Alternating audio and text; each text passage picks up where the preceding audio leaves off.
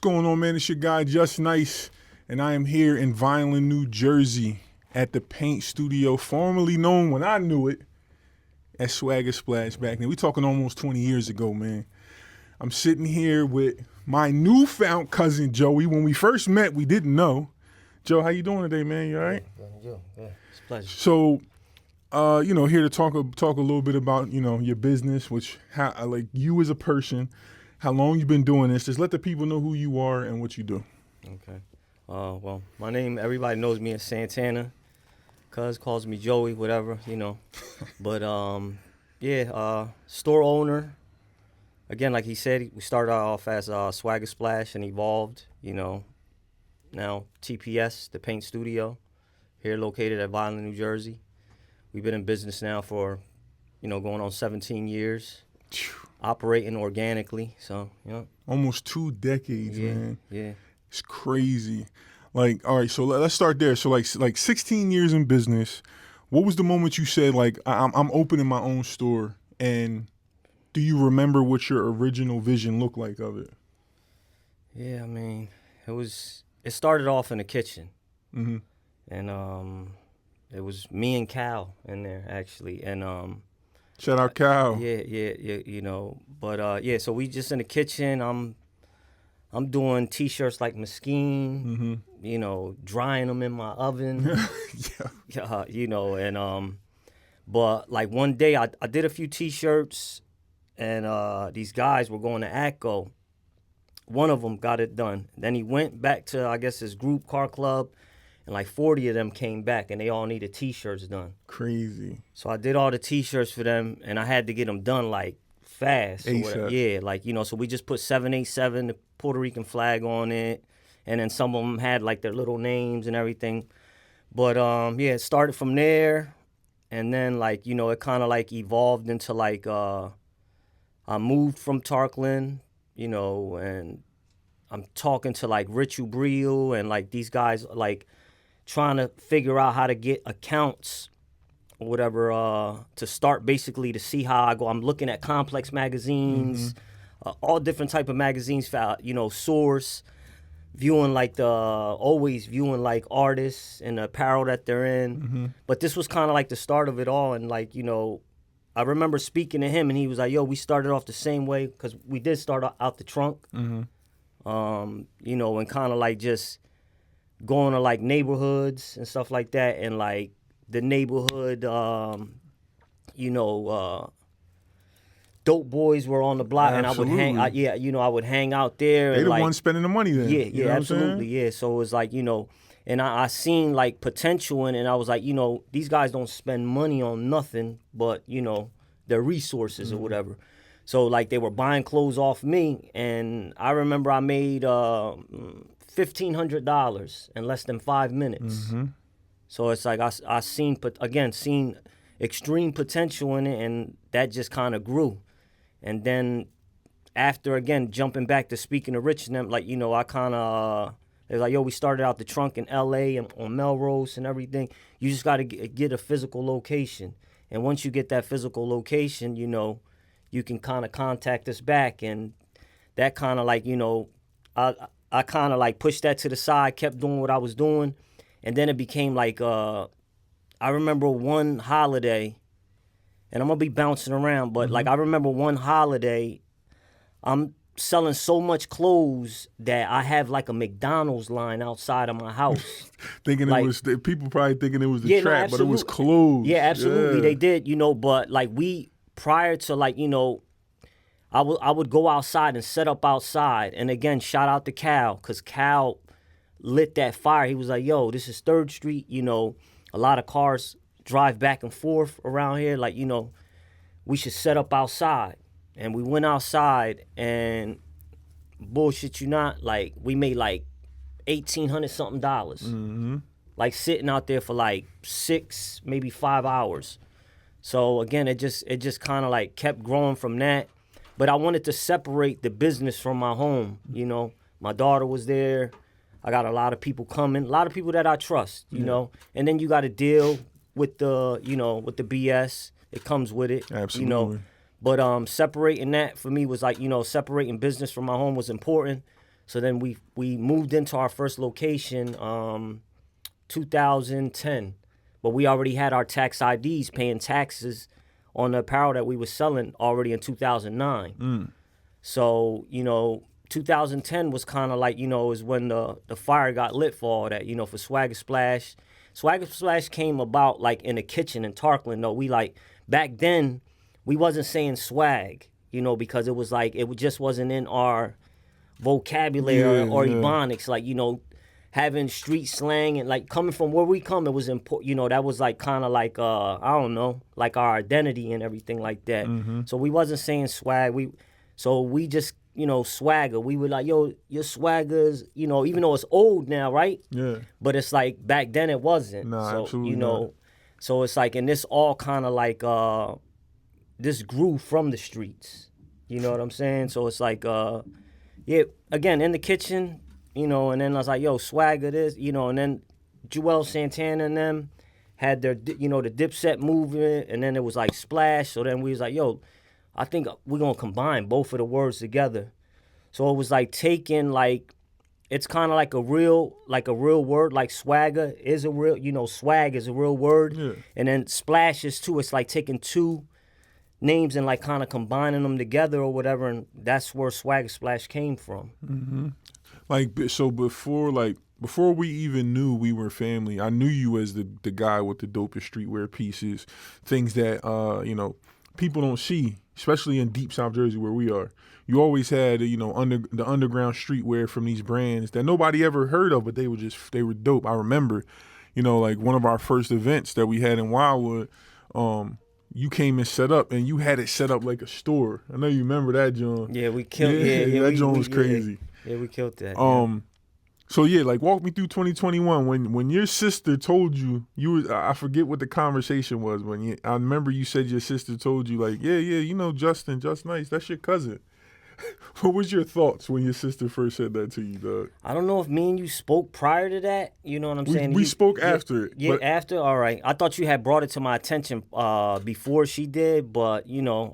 When I told you, when we initially talked about it, you was like, yo, my sister said that to me, but I told her like, nah, like, everybody has known me as a black. I grew up in a black family. You know what I'm saying? Right. I didn't know my other side until the ancestry DNA, all that stuff. Like everything my mother was telling me, it came true. You know what I'm saying? It matched up when I did the ancestry DNA. So it was just, I know you was like, what? She was surprised. Yeah, she was surprised. She was like, Justice, our cousin. I was like, yo, but I thought I had, I thought I spoke to you, but you saying nah. But it was after. It was. Yeah? We did speak. Okay. We did speak about it, but it was you and her had already, had the situation, and then you told me about it, and I was like, yeah, that's crazy. And then I remember you called me that one day, and you was in Puerto Rico with Noel and all that. Yeah. And I was like, what the? I was with the whole family. Yeah, I was like, what the hell? So I was like, yeah, but that, because this ain't no like. Oh, y'all got close to the same last name, y'all cousins. No, when I met my big brother, he's like, Joey. He has a store in Vineland. He's been selling clothes for years. I said, wait, SWAGGA Splash? He's like, I don't know the name, but Joey is your cousin. And I'm like, what the hell? Like, and this is after already knowing you for 10 years or so. I would come to your store, ask to put flyers in your store. Like, you know what I'm saying? Yeah, and that's absolutely. just going off for the humbug. Like, I knew you had the streetwear shit on lock. You know what I mean? Yeah, man. Your shop is known for like underground and curated pieces. What do you look for when deciding which brands like make the cut for your store? Man, like I would say I do a lot of research. Just a lot of, and it's, I don't know, it's a gift. Yeah. Yeah. It's kind of, I'm just gifted at it. Everybody always knew me for like clothes and. It's just a gift, I say. But I do a lot of research and stuff like that, schooling myself. Again, putting my head in magazines, reading, Back then, Complex Magazine was like, I was subscribed. They would send me magazines and everything. And prior to them even doing that, I would look through them. I'd be in Rob reports. I'm just, just feeding myself, like, knowledge, like, whether it was art, fashion, cars, but fashion was the main one. That stood out to me, and like, but yeah, I would say I'm just gifted at it. Like, I would see, to this day, I'll see something, and it's all about, to me, it's all about individuality, you know. So it's like, so I'll see something, I like it, and then, like, you know, down the road, you might see an artist in it. And I'm like, yo, I knew it. Or it was going to be fire. Exactly. Yeah. Or a style, whatever, I kind of know, like, they're going to kind of blossom or take off prior to them, like, you know, doing that. But, man, that's basically, you know, I'm kind of gifted at it. Not to, like, toot my own horn or whatever. Man, you've been doing, listen. So it's like, you know, I'm kind of like everybody's talented at something. You know what I'm saying? Sure. Whether it's like playing basketball, swimming, driving cars, whatever. Everybody, you know, you just got to find what your, I don't know, your niche is. Like, you know, you got to find it, you know, look deep inside yourself and just find it. And I found my gift or whatever. And it was kind of like an outlet coming from the projects and everything. It was an outlet to escape, you know, that life and stuff. And I found this or whatever. And it's just, I always been gifted at it. I love seeing people get dressed up. You know, the brands that we curate in here, we've been curating brands for 16 plus years. And we kind of have, like, you know, we're considered a premium door, you know. But, yeah, again, like, not to get too far off topic, but it's just, I would say I'm gifted at it, man. And I've been studying and doing this for a long time or whatever, so. Yeah, and you got people think something like Complex is new. Complex been on for they've so been around, long. yeah. Juice the Pox, like, you know, there's so many different magazines, like, you know. So it's like, there's a lot of Santana.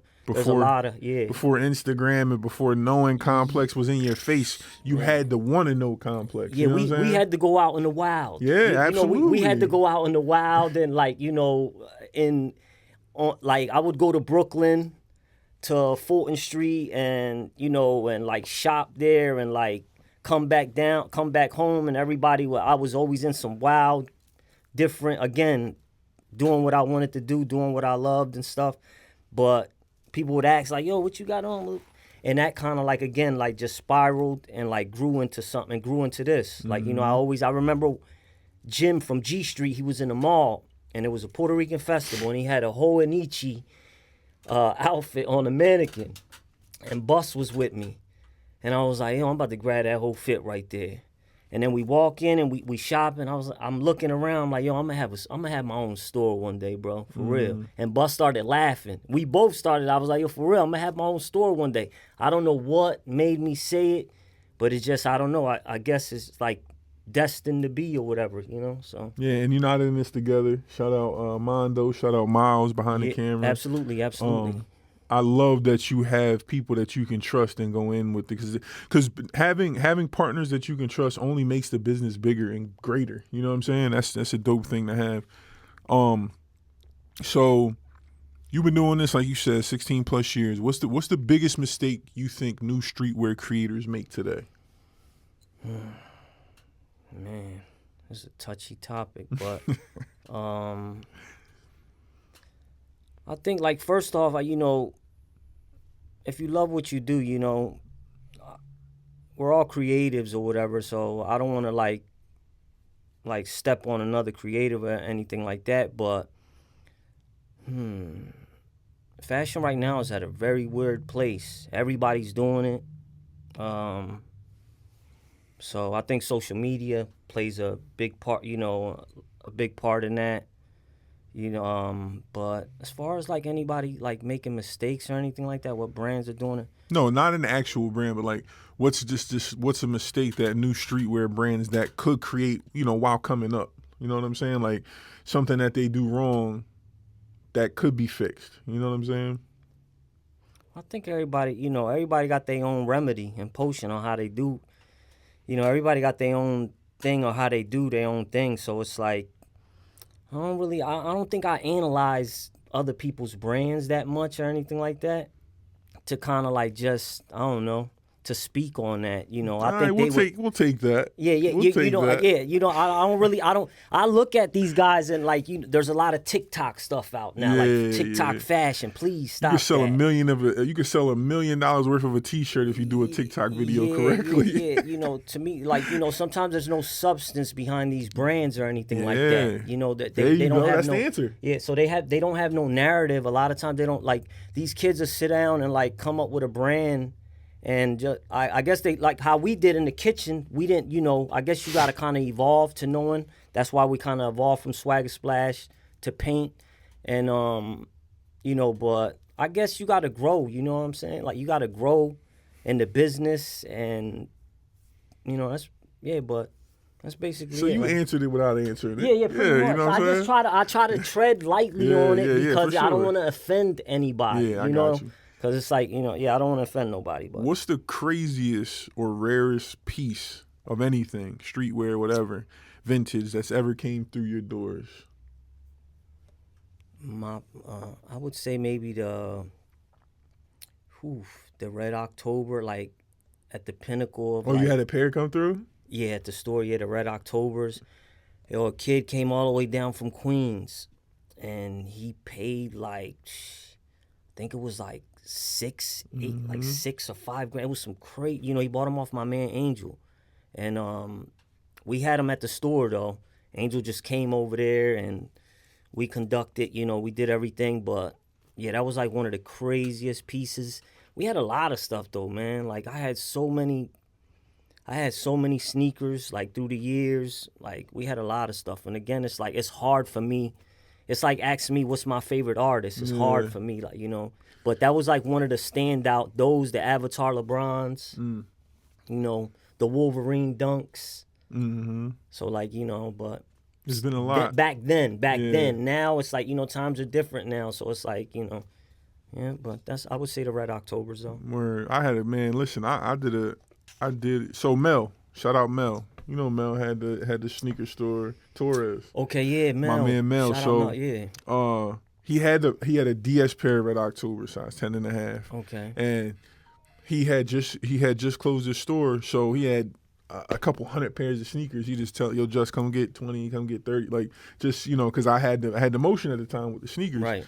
And he had the pair. He was like, yo, just take the Red Octobers. I think he said 4,500 he wanted or something like that. So boom. Sounds about right. I'm at every sneaker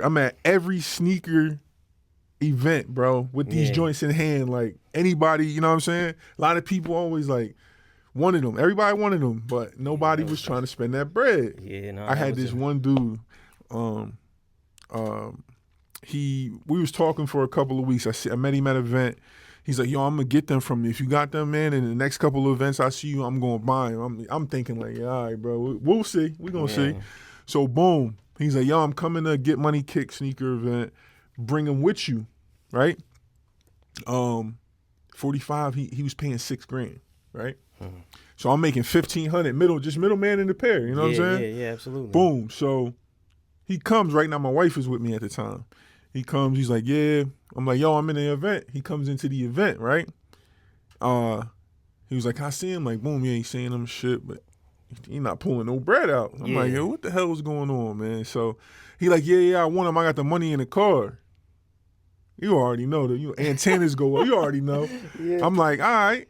Now it's broad day. We in like Pittman, New Jersey or something like that.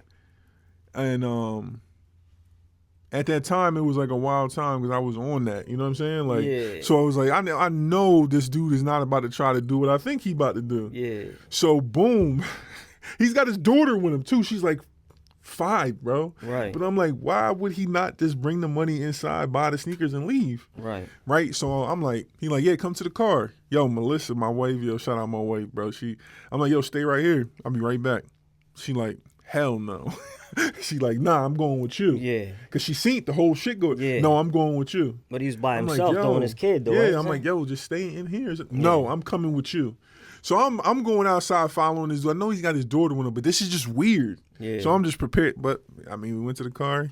He peeled 6 maybe he back. didn't. Yeah, maybe he didn't want to do it in front of everybody inside that wherever. Yeah, true. But it was just weird, bro. Especially at that time. But yeah, 1,500 just off middleman. Shout out Mel.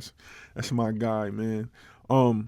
You're heavy on community. What does community mean to you when it comes to streetwear and sneakers? I don't know, just kind of like providing like the service to the community. I'm big on community, the people in the community, and just kind of like providing the service for them. It's like pretty, we try to, in the past, we've done things like Shout out to Rare and them guys across the street or whatever. They kind of tapped us in with a little softball team. Okay. And we had a little team there. We've had guys reach out to us in the community, like for like basketball events and stuff like that, to get involved in things like that. And we tried to, friend of mine, Vic, he had something like going on with the youth, and he wanted us to get involved with that, with the youth, kind of like teaching them and explaining to them kind of like, how to start this, how to start your own brand and everything. And at the school, a friend of mine also, like, there's a lot of things we've been trying to get involved in the community out here, but it's just like, it's not easy. You got a lot of stuff going on. But yeah, we're big on community, and again, like, providing violin or like, the surrounding areas with a place, a positive environment for people to come to shop at. So it's like, but as far as like community activities and stuff like that, that was like the softball thing was like one of the only things we kind of like really got deep involved in. I try to give coats to the homeless guys out here, and try to do a lot more, but it's like you got to go through the red tape. For sure. So it's like, but yeah, we definitely big on community and everything like that, and the people, in Vineland, New Jersey. So if you could build something bigger for Vineland's culture, what would it be? Anything. Man, for the culture of, there's a lot of minorities, Latins out here, but as far as like something I would like to do, I would love to bring the skate park back for the kids out here. It gave them something to do. You got a lot of kids still skating on the avenue and stuff like that. Back then we had one like years ago. It got snatched from them, and I know that kind of like that. We were kind of like involved in that effect or whatever, like, the effect that it had on them, because they were coming to our shop buying skateboards and everything like that and decks. And when that kind of got taken away, you seen a lot of kids. It's like, you think it's like, what do you want them doing? You want them hanging out in the streets or something, so it's like that kind of like affected like, the community, the youth in the community, and like kind of like our community as well, like, because it was attached to that, us selling streetwear and decks and everything. But I would love to bring up, another skate park back. Another skate park, and like do have a bigger shop like out here, have definitely a bigger shop out here. And there's a few other things that we would love to do and stuff like that to bring bring something different to the community, and like just to Violence, to Landis Avenue and everything like that. But that's kind of like on the back burner right now. Like, things are still kind of like, we're still orchestrating certain things. But definitely a skate park, bigger shop, Yeah. I feel like with the right connects and talking to the right people, I think that could be a possibility. You know what I'm saying? Like, no, absolutely. I have now that I'm doing an event here, I have connections to people I can talk with. I'll definitely bring that up just to test the temperature. You know what I'm saying? Like, I don't see how that couldn't be. Especially like with the events coming through with the new convention center and stuff like that. It's going to build the economy more in Vineland with bringing more people in. You know what I'm saying? And that's a good thing for the avenue and everything like that. Yeah, for sure. Vineland, Your store and the convention venue are literally on the same street, across the street, or on the same side of the street. What am I talking about? A block away. Like a block, how do you think this event will impact the area as a whole? It's going to be a good thing. It's going to be a good thing for you, for the people. I believe this might be the first time you'll be like one of the first people to ever like orchestrate something like that out here, But shout out to like, whoever's in charge of that in Vineland, New Jersey, the mayor. Yeah, shout out Stephanie. Stephanie is like, she's the head over there with the convention center, and she like, I had no play in this. She reached out to me. Okay. I forget what his name is, but Mayor Fanucci. No. It was some guy from Vineland reached out to me like, hey, they're building a new convention center. You should think about doing an event. I can't remember his name.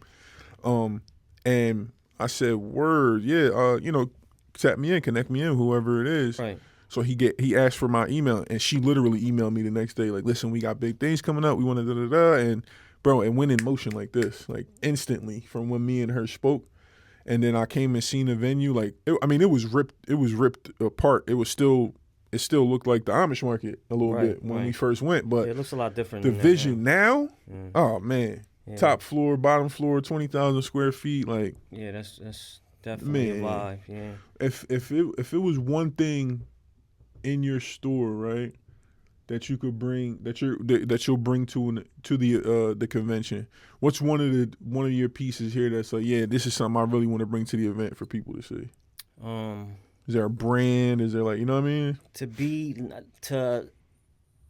Basically, I would probably bring some art. I'm gonna bring clothes. We're definitely gonna set up a booth over there, but a friend of mine's art. Bring Miles' art. Bring El Son. Shout out El Son. He's a great artist. And again, like, the essential clothes and stuff like that, do a nice little setup. Mm-hmm. But the art would definitely, like, the kind of, like, again, it's like a selfless act because it's not nothing that belongs really to me. It's something that belongs to a friend of mine's or whatever. And, to kind of, like, give him some more exposure and everything like that because he's a great artist. Miles is a great artist as well, too. But, some art, clothes, the basics. Yeah, I'll make sure this will be a clip too. Yeah. We'll put some B-roll in, and I'll get some of the art so we can show some of Miles' art and the other guys' art for sure. I seen a couple pieces coming in. Like, is it right there through the middle of the hallway right there? Yeah. So when you first come in, the blue cell and all that there, those the Akira, and then you got Miles, kind of like his guard ghost pictures that you see on the wall and everything like that. Has a certain aesthetic to his artwork and paintings. It's just pretty cool. It's its own thing. So I'm sure, I know 16 years is rare as hell in retail. It's rare, super rare. Lucky if you get 10, you know what I'm saying? What's the mindset that kept you going even through the hard years? Like, what's that mindset? Like, knowing that SWAGGA SPLASH the paint, like, this is always going to be a thing. What was that mindset, and how'd you stay on track? Man, just consistency. Just staying consistent. And then, there's got to be discipline in there, but consistency, just being consistent, not get, you probably do know because you related. We just don't give up. We don't, it's like I hate starting something and not finishing it. So it's like, and I already made it to the destination, So it's like I'm still on this journey. So it's like you got to keep on. Like, you got to have maximum stamina, to keep on, like, to keep this going, especially in an area like this. Yes. Because it's like, this is not a fashion, it's not a high fashion area like New York, Philly, LA, or anything like that, So it's just kind of just being consistent, not quitting. You're going to go through, jump through hoops of fire, adversity. Absolutely. But you got to do like the bull, in the face of adversity and just keep on, charging or whatever. Like, keep on doing what, it wasn't easy, and it's not easy. Yeah. And this goes to, like, any entrepreneur. If, like, you're trying to do this, I know the area is very important where you're trying to set up and sell clothes, But it's just, I don't know. I just felt like we needed this out here. Mm-hmm. This is needed out here. Like, there's nothing like it, bro. Exactly. So it's like, it's just to kind of, like, clip the wings on people, like, taking off to Philly, taking off to New York and everything like that. Like, you don't have to go out there. You got this right here in your own backyard. So it's like, I felt like it was needed. The people needed this. The community needed this. The youth needed this, And that's what we're here for. We're here to inspire the youth to kind of, like, no gatekeeping. Like, when anybody comes over, we try to put you on the game and teach you about, fashion. I love this shit, man. Yeah. I love it. Anybody with a brand or business, listen, don't try to impress your friends. Don't try to impress your friends. Because let me tell you something. Your biggest supporter is going to be a complete stranger. Yeah. The ones closest to you, they'll act like they're supporting you. Some will, don't get it twisted. But they're not going to be the reason for your success. Absolutely. Them complete strangers is going to be the reason for your success. And I know that firsthand. I've been running my business 10 plus years. He been running his business almost 20. Strangers is the one. You're not going to scale based off your friends and family. So all you kids out here, and people dropping brands, you getting, likes don't amount to revenue. You know, so people that are getting a lot of likes and everything like that doesn't convert over to revenue. It don't, bro. You got a lot of people that, you know, they see your stuff. The likes don't convert over to revenue. Did you hear what he said? Yeah, it doesn't. Come on, man. It don't convert. It doesn't at the end of the day. Like, you see people with, like, hundreds of likes and everything like that, you know, but are they you know, I'll take the money over the likes. Absolutely. And, you know, we'll get minuscule likes on an item or whatever on our social, but we'll sell out of it. Mm-hmm. And it's kind of like we have a format and how we, you know, how we orchestrate and order and, like, just, you know, so we're not sitting on product for a long time. But, yeah, man, like, you know, again, it's just been a challenge, man. And it's like, you know, it's not easy.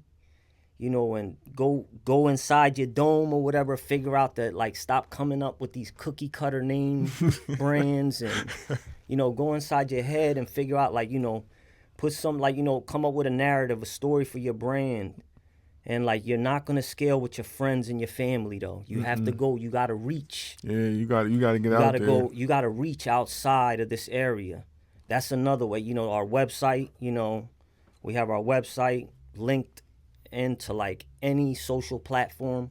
So it's like, you know, I was checking that joint out last night. Yeah, I did all that myself. I put the website together. Even though did it yourself? Yeah, I do all. You know, I do everything. Like, you know, besides Miles helping me in here and Mondo helping me with, like, promos and, like, you know, but we do everything in house, marketing, campaigning, everything. And I basically, like, administrate the website.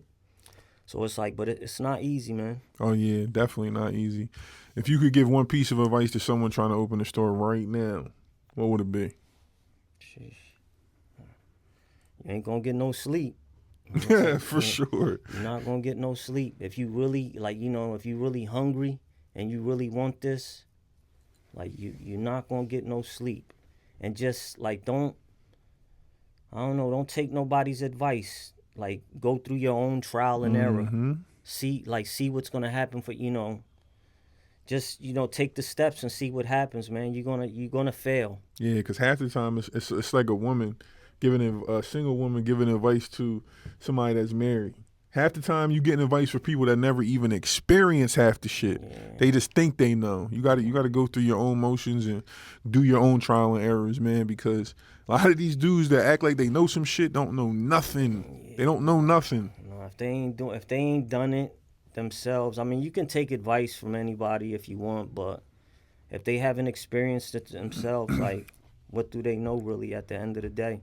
So it's like, you know, that's that Kanye moment. For like, sure. You know what I mean? I don't want to take no advice from nobody that, you know, if you ain't done it, you know, or, you know, I just don't take no. I'll take it to be respectful, but it's just like, you know, I just kind of, like, do things my own, like, how I want to do it, and just, again. What's the most slept on? Because, like I said, you've been curating for years. You know these brands. You know brands that people have no clue about. What's the most slept on streetwear brand right now in 2025? I got a lot of them. But don't give me something that people may know. Give me something that Joey personally, like, oh shit, like, this is some shit that need to be out there. Like, give me one brand. Matter of fact, give me 3 brands. Give me 3, because I know you deal with a lot of brands. Man. Give me 3 brands that you say is the most slept on streetwear brands right now. We're going to get them shots out right now. Well, because I know that I probably don't even know. Yeah, so before I name them, I'm going to just shout out a lot of them, because there's a lot of brands out there that, you know, you got a lot of new See how he trying? See, look. He's trying to be nice. Yeah, there's a lot of upcoming brands right now or whatever, and they're doing their thing or whatever, and, like, respect to all of them. Like, Joey, you know, but, Joey, I don't want to hear that. Right. Give me your top. I don't want to give everybody they love. Everybody got fire shit there, especially if you fuck with them. Right. But I want to know the top 3 underrated. Don't give the shout outs after. I want to know the top 3, because I'm about to tap in and see these brands, because I know if you saying they fire, I gotta check them out. Please give me 3 most slept on streetwear brands right now. I think Individualist is one. Individualist, yeah, okay. We carry them in store. Where are they out of? Out of California, out of LA. Okay. You know, dope brand. Did a lot of work with Virgil. Yeah. Okay. Like, did a lot of work with a lot of people. Do a lot of work with Nike. So I think that's one of them there. And I never heard of them. Yeah, Individualist. It's a dope. Quality is A1. And that's one thing about, like, you know, the brands we carry in here, the quality. Quality is important. Like, you know, so. But Individualist, let me see. Yo, shout out Glim.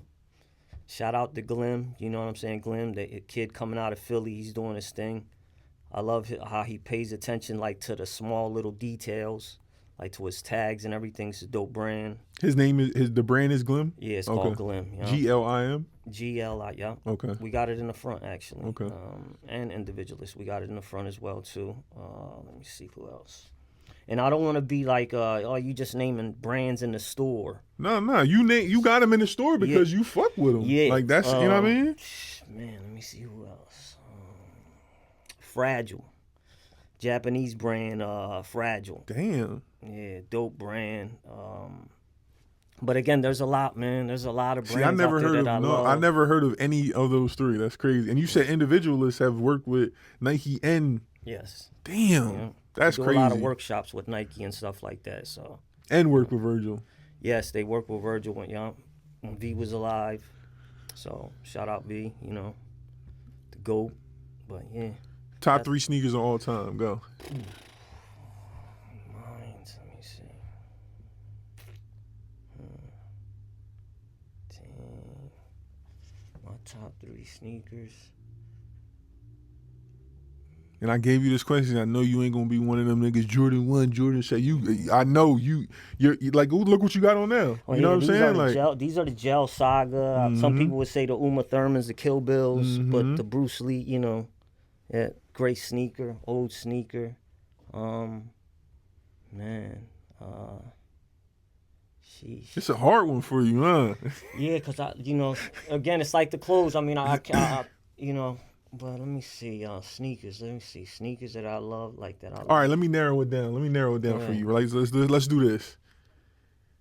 Out of the sneakers you have, your sneakers that you have right now, if you could only keep 3 pairs and wear those for the rest of your life, only 3 pair, what 3 pairs are those?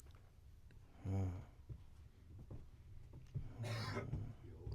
shit. 3. You can't even, you know what I'm saying? No, it's because I have so many sneakers. But so I need to, if your house is burning down, you could only grab 3 pair. What's those 3? Damn, that's a good question. All right, so.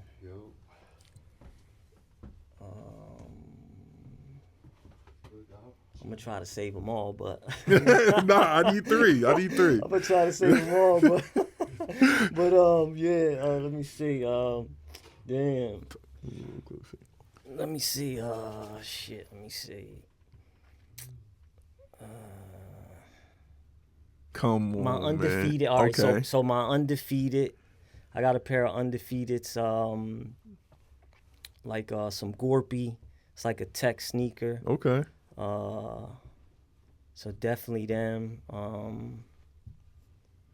See, already with some shit people ain't even tuned in with. You know what I'm saying? Yeah. It's a Gorpy, like a tech sneaker. Let me see what else. What would be my second? Probably my Crickle Cage mountain boot. I don't even know what that is. Yeah, like probably them mountain boots. It's like a derby boot. Let me see what else. Damn, I might have to take both of my Grinches, my Grinch Adidas, my Forum Lows, and my Home Alone Adidas, the low ones are for. All right, so we gonna bunch the Adidas in one. Then you said what is it? The Crickle Cage, yeah. It's Crickle like Cage is a brand. It's like they started off with like derby boots, but now they're trying to like, you know, they're like trickling into like fashion, like apparel and stuff like that. See what I mean? That's fashion. He didn't say Asics. He didn't say Jordan. He didn't say Yeezy. He didn't say none of that. These are things that probably half of these kids have no clue what we're speaking on. What's one trend you wish would die and never come back? Oh man, I'm big on like self-expression and like just just you doing your thing, and again, and just big on individuality. Even if it's TikTok, nigga, like Yeah, you know what I'm saying? like that. Like it's like, man, like that shit. Everybody dropping sweatsuits, the same flare sweatsuits. Yeah. And listen, we're guilty of carrying it because it's like we have to bring what the people, want. Yeah. Our audience wants it, so we bring it. Yeah. But we kind of like experienced in that, like experimented in that, and now we just about to jump back on like like our wave that we do here. Like, but I would say the TikTok, fast fashion, like sweatsuity thing. But again, like I respect fashion so much because it's political to me. Like I respect it so much that it's like do what you do or whatever. Like it's all part of the culture. So it's like respecting it, embracing it, so it's like, and big up to the youngins that's, that's doing it and the people that's doing that, but yeah, the TikTok fashion, like, What's something that people assume about streetwear store owners that's totally wrong? I told you these questions was gonna get your ass. I told you. Every time I ask you one, you like, yeah. Let me see. Yeah. People think that we. I mean, we regular people, just like just like the people that come shopping here, or who we regular people. Ain't nothing like hard working. You think regular people would think like streetwear store owner would be like cocky or some shit like that? No. Wouldn't be down to earth? No, nothing like that. No, I wouldn't. I mean, to each his own or whatever. Like But for me to give like my perception of myself or whatever, like like I wouldn't like. I love spreading love. Yeah. And I love people coming through and like I love seeing people get fly. Yeah. So it's like I wouldn't. Yeah, we're regular people. Some of them are arrogant. Some of them are cocky. This about to have you like. Yeah, but me personally, nah, I'm a regular laid back dude. I'm just like everybody. Just like everybody else, just with a store. Chasing my dreams and my goals and stuff. So I think I know the answer to this one. If you had to only pick one, would it be sneakers or streetwear? Streetwear. I already knew. I feel like I already knew the answer to that. Yeah, streetwear. What's the most overrated sneaker of all time? As of right now, shit. Maybe like I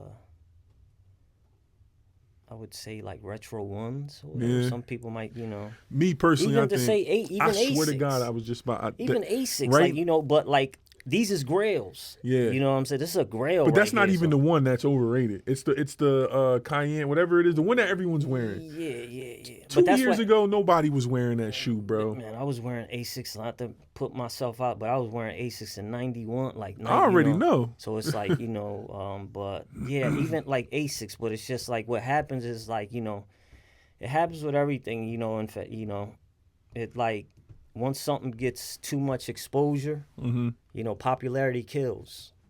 Popularity kills. So you got to, so once something gets too much exposure or whatever like that, it kind of like drowns out.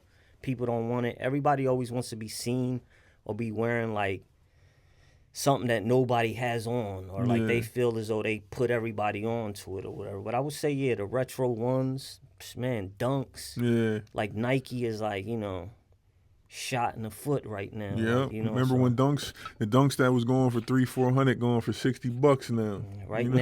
Right now, I mean, again, but it's whatever, whatever your taste, whatever you into, you're gonna wear whatever you're into and stuff like that, But right now, it's like fashion is like at a weird spot with like footwear, like brands like Bravis, chunky sneakers and boots and stuff like that, Gore-Tex, Gorpy sneaker boots and stuff. I'm mad as hell at Bravis, dog. Mad as hell at them. I got the Hulk joints, green. My size, 15. And what happened? Bro, the front of them shits are so small to put your foot in. Sheesh. Like the whole back of my heel was out. A size 15, bro. And I'm not a person who has wide feet. My feet are small. Like, I got skinny feet. My feet ain't flat-footed, none of that. So I was like sick. When I tell you I couldn't put I was mad. I wanted them joints so bad just to wear around, just to be on some goofy shit. But it was fire. Yeah, I'm an Avenger fan. Yeah, yeah. You know what I'm saying? Yeah, it's different. Like, Bravis is different. The only reason I haven't officially put an order in from them, because I feel this, I don't know, it's like I can't trust them in a way. Like, I feel like I'm going to place a $2,000-$3,000 order, and I'm not going to get it.